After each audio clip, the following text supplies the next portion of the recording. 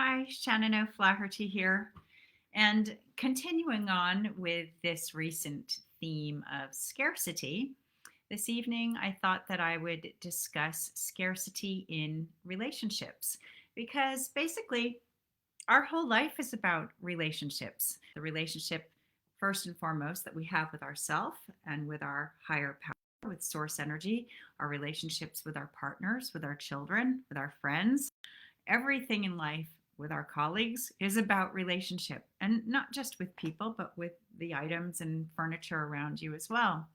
But when when we have a relationship with someone, if we're in a place of scarcity within that relationship, it can show up in many different ways. So let me explain this for you. When we're coming from a place of scarcity, basically we are not connected to our God energy, to our source energy, to receiving that abundant flow from the universe. That's us out of alignment, disconnected from that flow. So the same thing goes along in relationship. Now, we all have different attachment styles. I've been reading a really wonderful book all about that. It's called Attached. In fact, here it is. Very good book. I don't know the authors. I'm helping them sell their book, but it's a wonderful book, and we all have different attachment styles. And depending on what your attachment style is, there's three: secure, avoidant, or anxious. You can get triggered.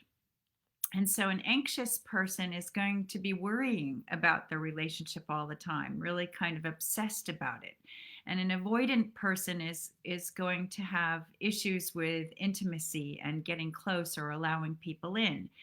So, depending on what kind of person you are or what your relationship attachment style is, it would be really good for you to know this if you're having problems in a relationship. Also, another really great book around relationships is The Five Love Languages, or The Five Languages of Love. It's something like that, because people have different ways that they need to be received in order to feel loved. So, same with attachment. This is beyond any kind of intellect. This is just how we're made up as people because of what we've modeled and what we've learned from our parents when we were little kids. And so that's what we bring forth into our adult state.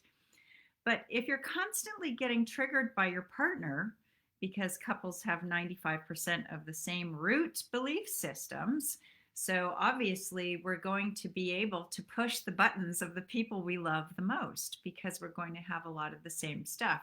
So we can either be really in flow together, or you can really see your own shadow part mirrored in that other person. So if there's a constant disconnect between you and whoever else it is, it's probably because there's some level of scarcity. In other words, lack of flow, lack of alignment, not trusting the connection that you have with that other person, not trusting this connection and not trusting this connection. And so if you're in relationship feeling that kind of scarcity, that's going to eke out into every slice of your life's pie along with your partner too. So if you have scarcity issues financially and you're both coming at that from different points of view, that could escalate into your relationship. So many couples argue about money. It's a big stressor, right? Couples argue about lots of things. It's really interesting. You could be staying with someone out of scarcity. So I did. I stayed 2 years too long in a relationship because of scarcity, because of being terrified of the material world. And because he took care of the material world, I was too terrified to be without that. But that doesn't make for a very good relationship. Or if you're not having a good flow of communication with your partner. And a good flow of communication is not just kind of niceties or superficial chit chat, but it's about it's about clear communication, really saying what you mean and communicating with understanding, asking the questions of your partner too. What did you mean by that? I don't understand what you're saying. No, actually, I don't understand that. So that you can be clear instead of making assumptions about what the other person means or what they say. So scarcity can wreck your communication style. It can ruin your finances. It can even undermine how you're going to feed your family. If you have scarcity, maybe even if you don't need to, there might be money in the bank, but if you're in a scarcity mindset, you might not feel like you can go and buy organic vegetables and organic food and all of that because the price tag is so much higher. And so it comes down to loving yourself. And if you can love yourself and nurture yourself and take care of yourself and face all of the things that you actually need to face in your relationship instead of avoiding it, instead of not looking at it, um, then then you're not going to be in a place of scarcity. But it's like scarcity keeps us from looking under the bed to see if the monster is there. Scarcity keeps us from communicating effectively with our partner because we're scared of what we'll say, or we're scared of not being received, or we're scared of being rejected, or whatever we're afraid of. But scarcity undermines all of our relationship stuff. If you're feeling really needy, like you need something from the other person instead of coming into relationship as a healed self, then you're going to be missing this aspect of yourself that you're expecting someone else to fulfill. And so that's coming into something with a scarcity thing that you've heard people say, oh, and you complete me. Well, really, you need to be complete in yourself before you get with someone else. Because if you're waiting for your partner to complete you, then that's putting a whole lot of pressure on that other person. And it's keeping your relationship in a place of scarcity instead of in a place of equality and meeting each other where you're at. Because ideally, we want to be spiritually evolving all the time and continuing to grow and evolve. And so we need to continually pull our partners in and pull them up with us along the journey and discuss things and open our minds so that we can put both of our brains together to come up with a new solution if something isn't working out the way it is right now. But when you have scarcity going in a relationship, you won't have that wonderful team dynamic. I mean, the reason why people get married is to form a partnership. So, what happens to that partnership when you're not communicating and when you're not feeding that? Because you're not looking after that. Same as with finances, same as with food, same as with nurturing yourself, your mind, your body, everything. We need to nurture our relationships too.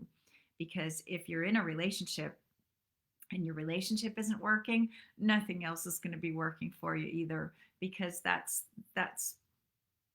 the person that you love. And if your main person in your life isn't there for you, or you're not there for them, and that's not functioning, how are you going to focus on anything else that you need to do? It's going to be undermining everything that you do. Anything that we're worrying about all the time is where our focus and energy is going, and that's what we're going to bring towards us. So have a really good look at your relationships and see which ones feed you, which relationships bring you the most joy. Different friends for different reasons, I think. I feel very blessed. I have very, very close friends, and I've had wonderful partners in the past, and not wonderful partners. And so you learn from each of these things. But if you're being triggered in your relationship, then that's something that you've got to turn around and look at deeply in your own self first, because that person that is triggering you is sure enough going to be mirroring back your shadow part to yourself. So you might want to look at that as well. How is this keeping me from love? How is this keeping me separate and isolated? Because that's what scarcity does. And so, if you'd like to find a way around that, I would really encourage you to journal, do some deep work. When something's bothering me, I write down in my journal what's bothering me, and I let come forth whatever it is. And as I focus on that more, I can go deeper and deeper. Usually the first stuff that comes out isn't perhaps that deep, it's the trigger on top of things. But then I can chunk it down and look even more deeply, like underneath, well, when did that feeling first happen? Right? And so I encourage you to do some self research if you're being triggered. And then, if you're really ready to explore and examine and be in a place of prosperity in your relationships and within yourself and your health and your abundance and your finances, then please book a mind shift call with me, because you're the person that I would love to speak to so that I can help you have an aha moment and see if we're a good match to work together. Because I help people transition out of fear and into love. And this is where we all want to be heading, in that direction, so that we can be in alignment all the time and be living our best lives. I love you all so much, and I'll see you in the next video. Bye for now.